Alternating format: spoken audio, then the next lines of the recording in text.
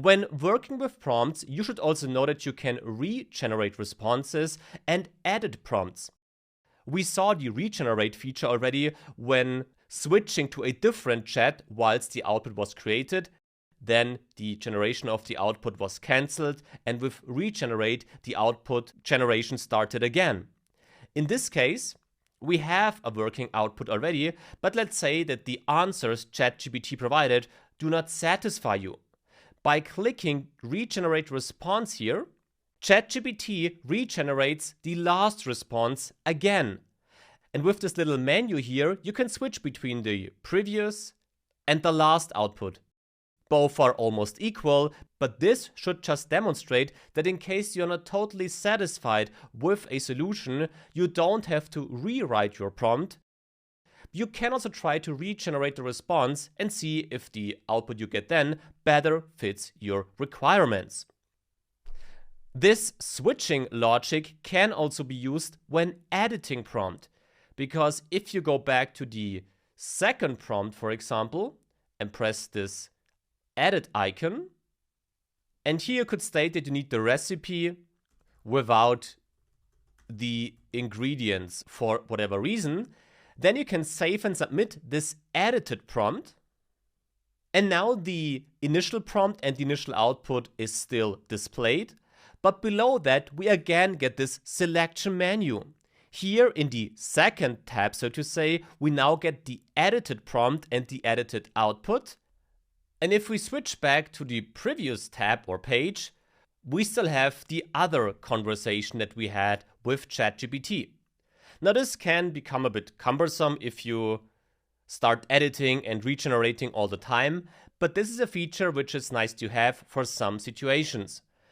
It is also important to understand that ChatGPT is only context aware for the chat that is displayed here in one line.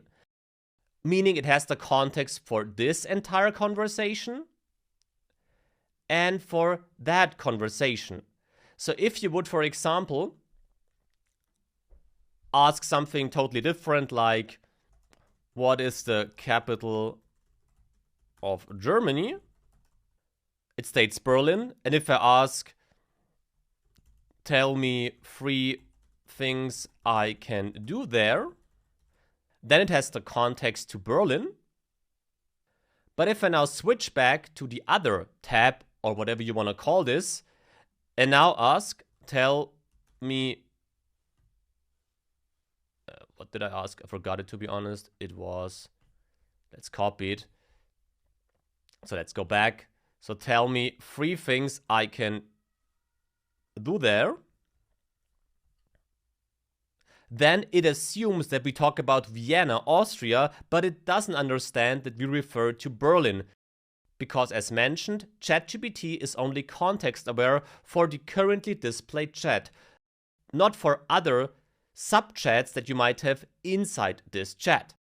2 more things about prompts.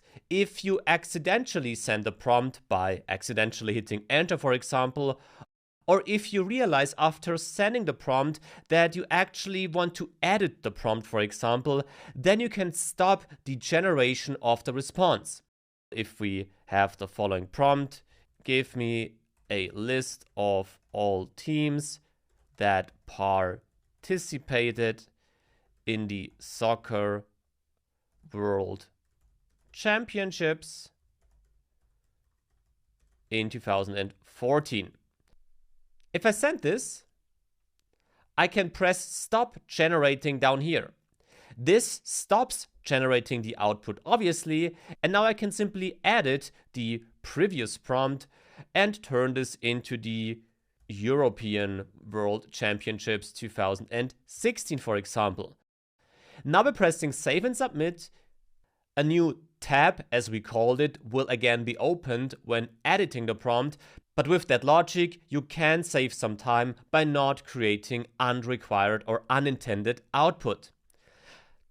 Talking about accidentally sending prompts, if you want to write a prompt containing paragraphs, for example, I need the following data, and now after the colon you want to have a new paragraph.